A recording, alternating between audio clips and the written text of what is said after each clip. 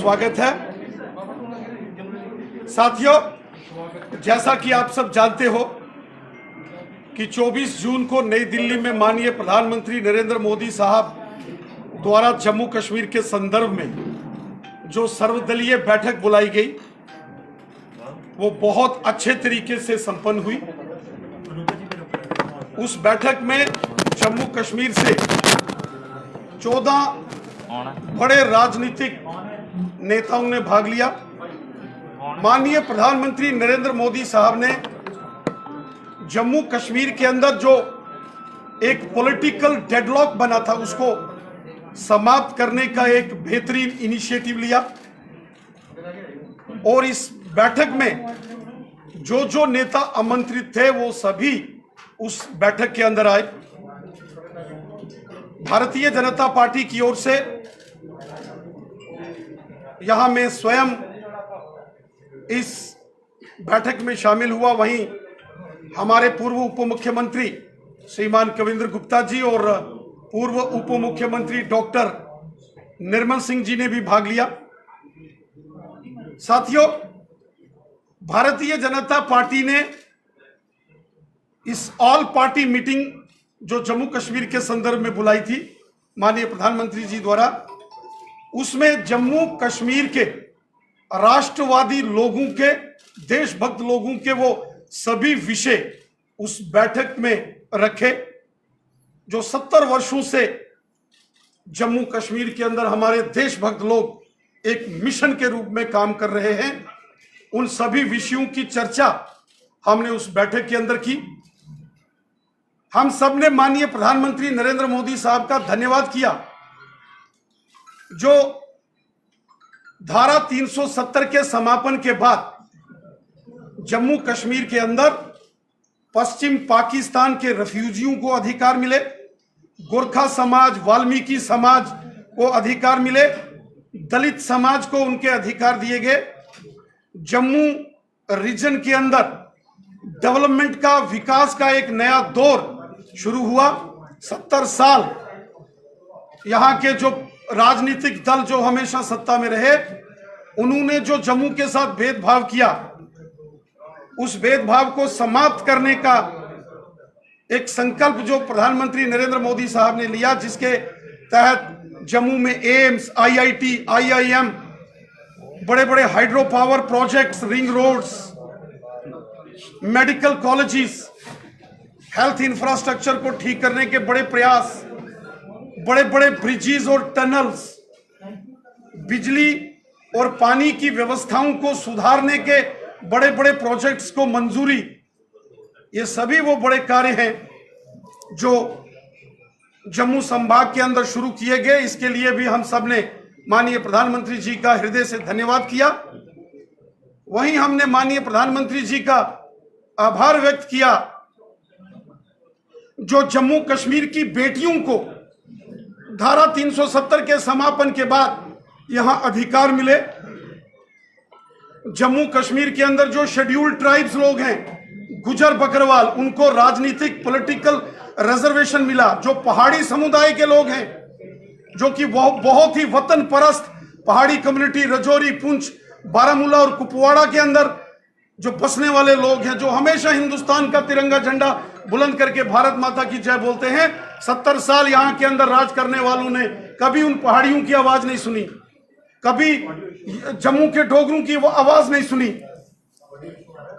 और माननीय प्रधानमंत्री जी के प्रयासों का यह नतीजा है कि आज 108 से अधिक केंद्रीय कानून जो धारा 370 के चलते जम्मू कश्मीर में लागू नहीं थे, वो सभी कानून आज यहां लागू हो चुके हैं। आज चाहे वो राइट टू एजुकेशन एक्ट है, वो फूड सिक्योरिटी एक्ट है, वो जम्मू कश्मीर में लागू कर दिया गया है। आज anti corruption loss Jammu Kashmir के अंदर लागू हुए हैं, तो धारा 370 के टूटने के बाद लागू हुए हैं। 70 साल यहां प्रिवेंशन ऑफ करप्शन एक्ट लागू नहीं होने दिए, यहां इफेक्टिव कोई इंस्टीट्यूशंस नहीं बनाए गए कि करप्शन को कैसे खत्म करेंगे। लेकिन आज जब धारा 370 का समापन हुआ तो वो सभी एक्ट, वो सभी कानून जो देश के पार्लियामेंट ने बनाए हैं और भ्रष्टाचार विरोधी कानून है, वो जम्मू कश्मीर के अंदर लागू हुए। आज नेशनल ह्यूमन राइट्स कमीशन का ज्यूरिडिक्शन जम्मू कश्मीर में पहुंचा है, national commission for women, national commission for scheduled caste and scheduled tribes को जम्मू कश्मीर में एक्सटेंड कर दिया गया है। ये सारे ऐतिहासिक निर्णय धारा 370 के समापन के बाद हुए।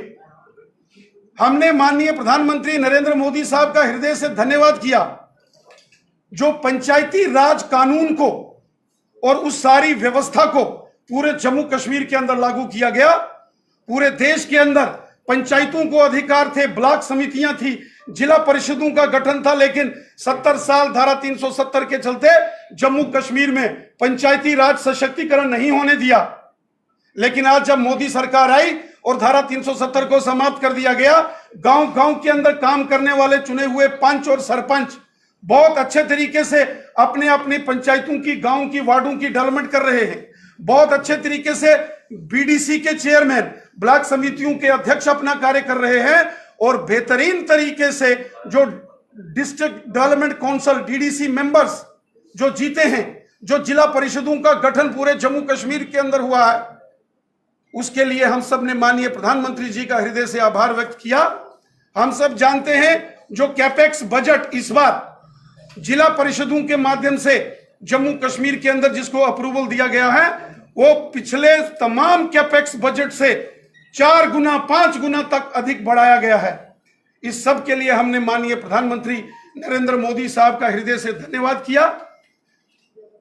साथियों, जहां इस बैठक में सभी राजनीतिक दलों के नेताओं ने अपना अपना पक्ष रखा, भारतीय जनता पार्टी ने जम्मू कश्मीर के देशभक्त लोगों की एक मजबूत, सशक्त और बुलंद आवाज बनकर सारे विषय हमने इस सर्वदलीय बैठक के अंदर रखे।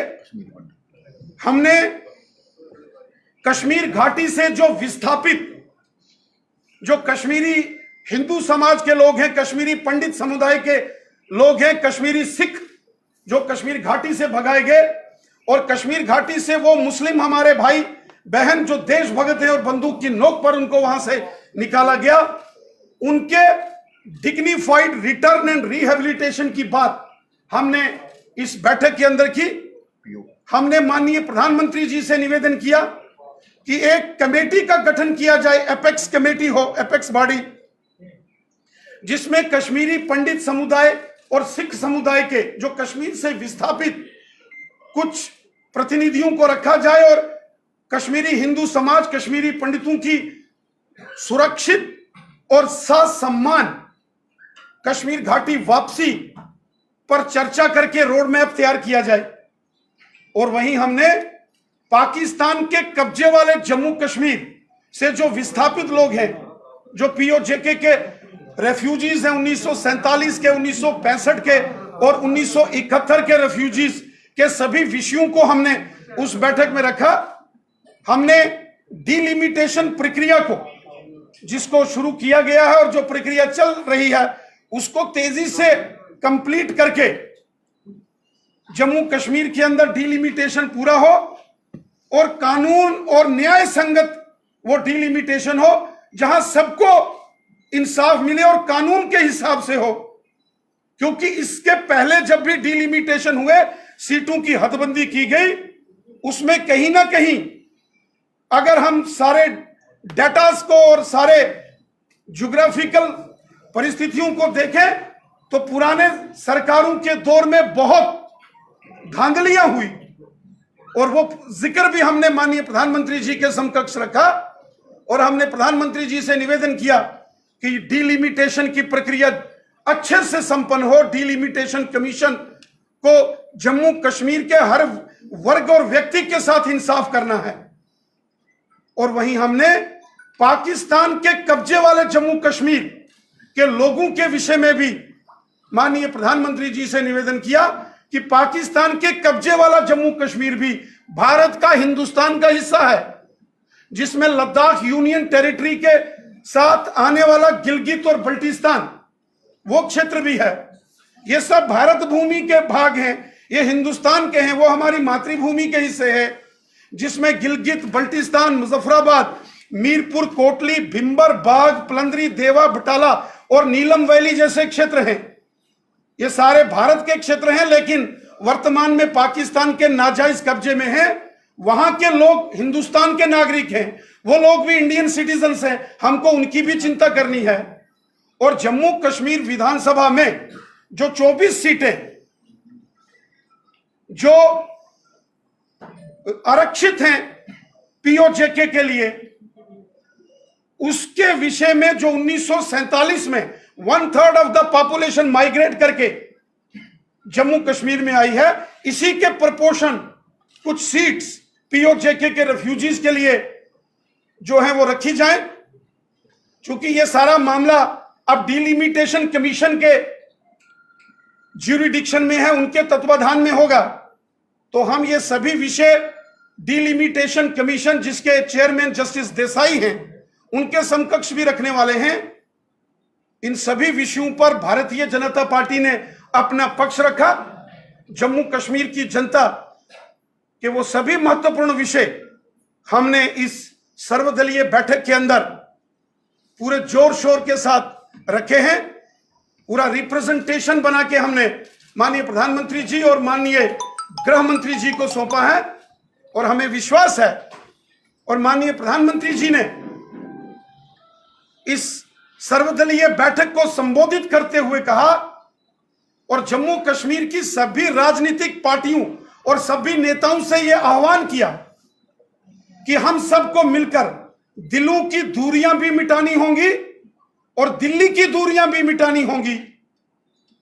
माननीय प्रधानमंत्री नरेंद्र मोदी साहब ने कहा पूरा जम्मू कश्मीर उनके परिवार के जैसा है और जम्मू कश्मीर का प्रत्येक नागरिक, प्रधानमंत्री जी ने कहा, उनके परिवार के सदस्य जैसे हैं। माननीय प्रधानमंत्री जी ने सबका आह्वान किया कि हम सबको मिलकर एक मजबूत जम्मू कश्मीर, एक मजबूत भारत के लिए काम करना है। हम सब ने मिलकर उज्जवल जम्मू कश्मीर के भविष्य के लिए और उज्जवल भारत के भविष्य के लिए मिलकर काम करना है। माननीय प्रधानमंत्री जी ने कहा हम भारत देश के नागरिक हैं और हम सबको मिलकर एक भारत और श्रेष्ठ भारत के संकल्प को मन में लेकर काम करना चाहिए। आतंकवाद, अलगाववाद और पाकिस्तान की मानसिकता ने जम्मू कश्मीर को बर्बाद किया है। जम्मू कश्मीर का अगर कोई सबसे बड़ा दुश्मन है वो आतंकवाद, अलगाववाद और पाकिस्तान की मानसिकता है। इस मानसिकता को, इस विचारधारा को हमको समाप्त करके एक भारत श्रेष्ठ भारत की विचारधारा को लेकर हमको आगे बढ़ना होगा और सबको मिलकर जम्मू कश्मीर की जनता के हित में हम सबको कार्य करना होगा। यह माननीय प्रधानमंत्री जी ने उस सर्वदलीय बैठक में जम्मू कश्मीर के सभी नेताओं से आह्वान किया। हमें पूरा विश्वास है कि आने वाले समय में ये सभी विषय धरातल पर नजर आएंगे और माननीय प्रधानमंत्री जी ने कहा है कि दिल्ली सरकार के दरवाजे जम्मू कश्मीर की जनता के लिए हमेशा खुले हैं। वो सभी विकास कार्य जो बड़े पैमाने पर शुरू किए गए हैं उनके लिए जो फंडिंग है वो इंश्योर की जाएगी। किसी कीमत पर भी जम्मू कश्मीर को फंडिंग में दिक्कत नहीं आएगी। जम्मू कश्मीर के विकास कार्यों को तेजी से आगे बढ़ाया जाएगा और एक नया जम्मू कश्मीर, उसका निर्माण, एक मजबूत जम्मू कश्मीर, उसका निर्माण हम सबको करना है। देश हित में और राष्ट्र हित में प्रधानमंत्री जी ने सबको संदेश दिया है कि हम सबको मिलकर अपने जम्मू कश्मीर और अपनी भारत माता, अपनी भारत भूमि के लिए कार्य करना है। यह हमारा देश है, यह हमारी मातृभूमि है और अपनी मातृभूमि, अपने देश के लिए मिलकर सबको एक होकर कार्य करना होगा। राणा जी, आप सवाल उठा रहे हैं कहीं ना कहीं इन तमाम आतंकवादियों पर या फिर अलगाववादियों पर, लेकिन महबूबा मुफ्ती कह रही है जब तक 370 की बहाली नहीं होगी मैं चुनाव नहीं लड़ूंगी। एक बार फिर से लोकतंत्र की दुश्मन बन रही है। रविंद्र जी, फारूक अब्दुल्ला और उमर अब्दुल्ला दिल्ली से जब श्रीनगर पहुंचे हैं तो उन्होंने अपनी लाइन दोबारा चेंज कर दी है।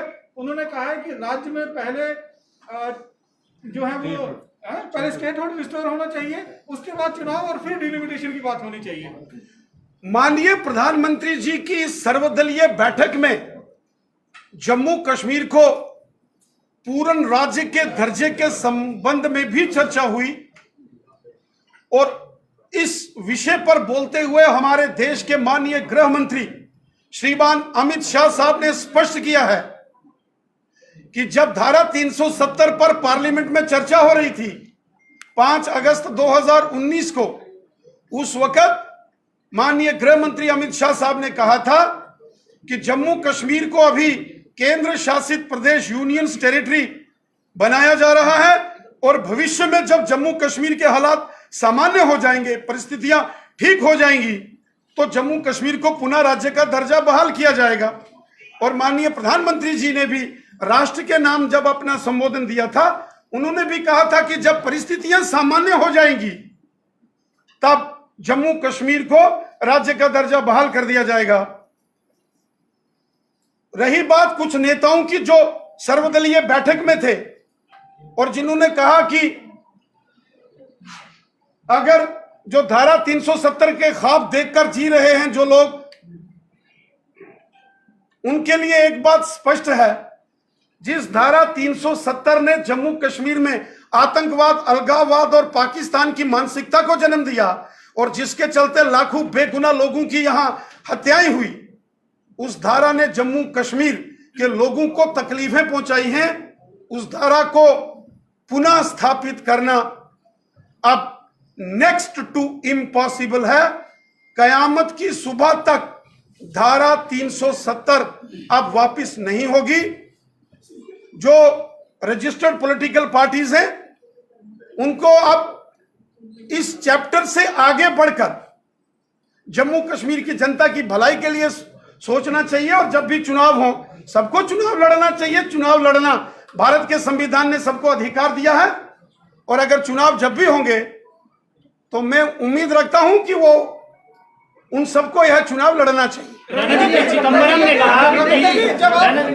जी, आपने कहा कि माननीय गृह मंत्री ने कहा है कि समय आने पर जो है वो राज्य का दर्जा मिलेगा, लेकिन अब कश्मीर बेस्ड जो सेंट्रिक पार्टियां हैं वो पूर्ण राज्य का दर्जा मांग रहे हैं, जिसमें लद्दाख भी शामिल था। तो क्या वो भी शामिल होगा क्या? इसी से जुड़ा एक सवाल है कि आपको कब लगता है कि सही भारत के पार्लियामेंट ने, हमारे देश के पार्लियामेंट में, राज्यसभा और लोकसभा में चर्चा के बाद जब इस बिल को सहमति मिली, उसके बाद हमारे देश के माननीय राष्ट्रपति महोदय ने हस्ताक्षर करके भारत के संविधान के मुताबिक लद्दाख को अलग केंद्र शासित प्रदेश घोषित कर दिया है। वहां के ऑनरेबल लेफ्टिनेंट गवर्नर अलग हैं, वहां की सारी व्यवस्थाएं अलग हो चुकी हैं। जम्मू कश्मीर अलग से यूनियन टेरिटरी है।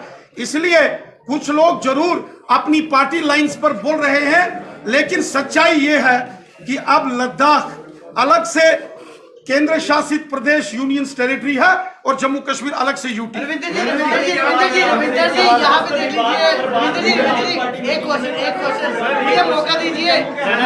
पुरानी सरकारों में भी डायलॉग प्रोसेसेस होते थे, लेकिन तब आरोप ये लगता था कि वो कश्मीर सेंट्रिक हो है। लेकिन 5 अगस्त 2019 को जम्मू को ये लगा कि बिना डायलॉग प्रोसेस के भी काम चलाया जा सकता है। लेकिन क्या अब मान लिया जाए कि फिर से डायलॉग प्रोसेस? माननीय प्रधानमंत्री, चूंकि एक पॉलिटिकल डेडलॉक बना हुआ था, पिछले 2-2.5 वर्षों में एक पॉलिटिकल डेडलॉक जम्मू कश्मीर के अंदर था। माननीय प्रधानमंत्री जी के इस इनिशिएटिव से यह राजनीतिक गतिरोध टूटा है और सभी राजनीतिक दलों के जो नेता हैं वो उस बैठक के अंदर आए हैं, सबने अपनी बात रखी है और अंत में जब माननीय प्रधानमंत्री जी ने कहा कि हमको मजबूत जम्मू कश्मीर और मजबूत भारत के लिए मिलकर काम करना पड़ेगा, हम सबको मिलकर दिलों की दूरियां भी मिटानी होंगी और दिल्ली की दूरियां भी मिटानी होंगी। इसका मतलब स्पष्ट है।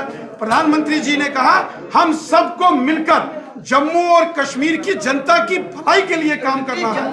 पी चिदम्बरम कह रहे हैं कि जम्मू कश्मीर की जनता जो है वो पूर्ण राज्य का दर्जा चाहती है, लेकिन मोदी सरकार जो है वो पहले चुनाव चाहती है।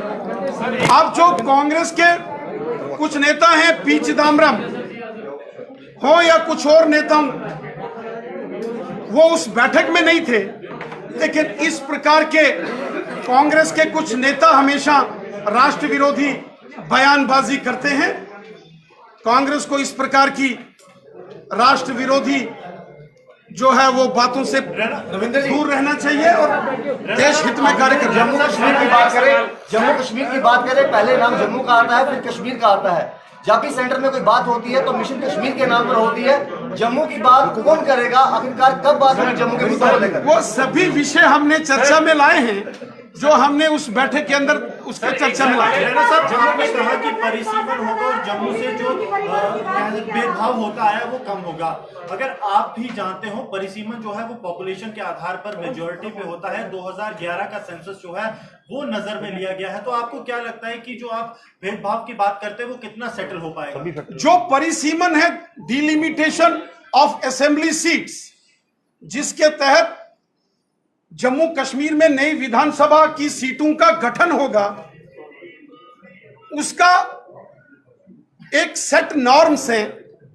डिलिमिटेशन कमीशन के सामने एक कॉन्स्टिट्यूशनल प्रोविजंस है, उसको अपनाते हुए उनको काम करना है, जिसमें पॉपुलेशन एक कंपोनेंट है। उसके अलावा उस अलग अलग क्षेत्रों की रोड कनेक्टिविटी कैसी है, एक्सेसिबिलिटी कैसी है, टोपोग्राफी कैसी है, एक्सट्रीम हिलीज हैं या कम हिली एरियाज हैं, टेरेन कैसा है, वहां के अंदर बेसिक जो फैसिलिटीज हैं, health facilities, school educational facilities, उनकी क्या व्यवस्थाएं हैं। ऐसे अनेक पैमाने हैं जिनके आधार पर वह रिपोर्ट डिलिमिटेशन कमीशन ने तैयार करनी है। उसमें पॉपुलेशन एक कंपोनेंट है, लेकिन अन्य 4 कंपोनेंट भी बहुत महत्वपूर्ण हैं, जिनको लेकर वो डिलिमिटेशन कमीशन अपना सभी विषयों को। रैना जी, भीम सिंह ने कहा मीटिंग में सिर्फ कश्मीर पर चर्चा हुई है, जम्मू की बात ही नहीं। वो भी बोले हैं, उन्होंने भी अपना पक्ष रखा है, हर एक ने अपना पक्ष रखा। क्या कमी रहेगी जो स्टेट बोर्ड अभी मिलने में समय लग रहा है?